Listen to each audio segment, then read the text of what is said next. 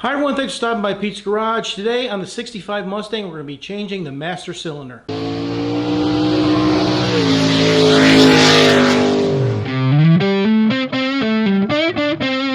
Now the reason I'm changing the master cylinder is because although I started it over the winter, when I got in to move it in the springtime, the pedal went all the way down to the floor. So I looked underneath the car and there was no fluid, no brake fluid, so it didn't leak out, which means there's no air in the system, we're not missing any fluid, and what I decided to do is replace it. Now what probably happened is inside the master cylinder there are some O-rings in there that help when you push the brake in. It pushes in, produces hydraulic pressure, and actuates your brakes. What probably happened is there's getting some leakage there when you push the pedal in. Rather than the pressure going out to the brakes, it just blows by and comes right back. So I got a new master cylinder. I got a new one. You can rebuild these. It's just a matter of popping out a snap ring here, take it out, change some O-rings, and put it back together.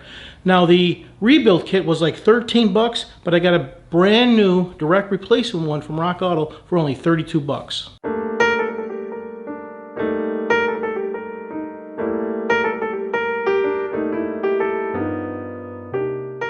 To answer the question, where did the fluid go, I took off the cover and it was low and actually was kind of empty. And it's really rusty in there, so I'm going to change it. That's why I'm changing it. It's rusty. This thing looks like hell. Probably the original one that came with the car. So I couldn't find a leak anywhere except for right around the fitting that goes in the front. And I'm assuming that it all dripped. I have no idea where it went because there's none on the ground. There's none underneath the car, nothing dripped anywhere, but this is really moist, so I'm assuming that it was really low. And I don't know. I don't know where it went. I can't find any fluid anywhere. Not only that, the line here, the line that comes out the front, somebody took this line and made it out of copper, which is not really the best for a brake system because copper cannot withstand the pressure, so I'm going to make a new line out of steel and we'll put it all back together. So here's the new one. And I have the fitting in here, and I just made sure this is tight. I suspect this is where it's leaking from, but I don't know. And since this is a single bowl, only one reservoir in here, not two, one for the front, one for the rear. It's only a single bowl. I usually bench bleed these, but I'm going to put it in the car and we'll just bleed it right when we put it in the car.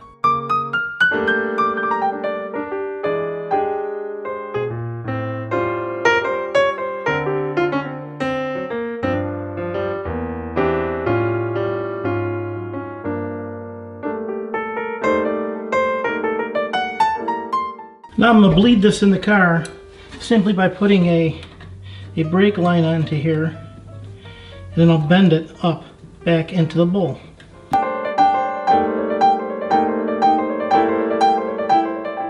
Now I can bleed the master cylinder simply by pumping on the brake until there are no more bubbles.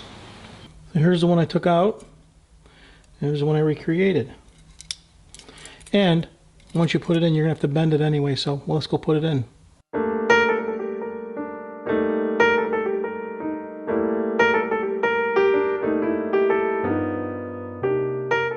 So in order to bleed this line up to here before I put it in the block, I have my hand vacuum pump on here. And I'm just going to slowly vacuum this until I can start to get some fluid out of there.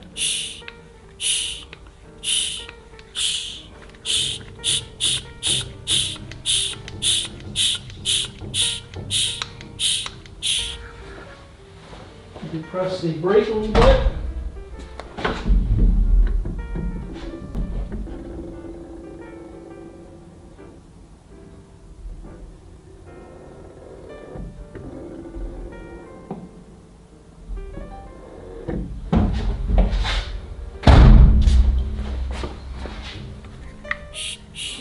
All right, got fluid.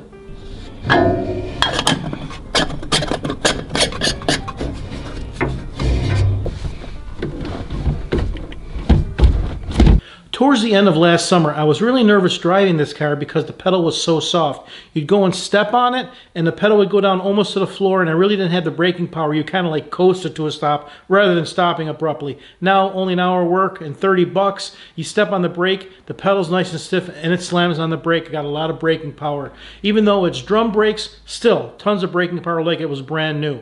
Now, don't forget, coming up, I'm going to have the members area of Pete's Garage open up. You can become a member, get a chance to win all kinds of tools and prizes and all the stuff that companies send me. I'm going to pass it on to you. So keep an eye out for that. And as always, thanks for stopping by Pete's Garage.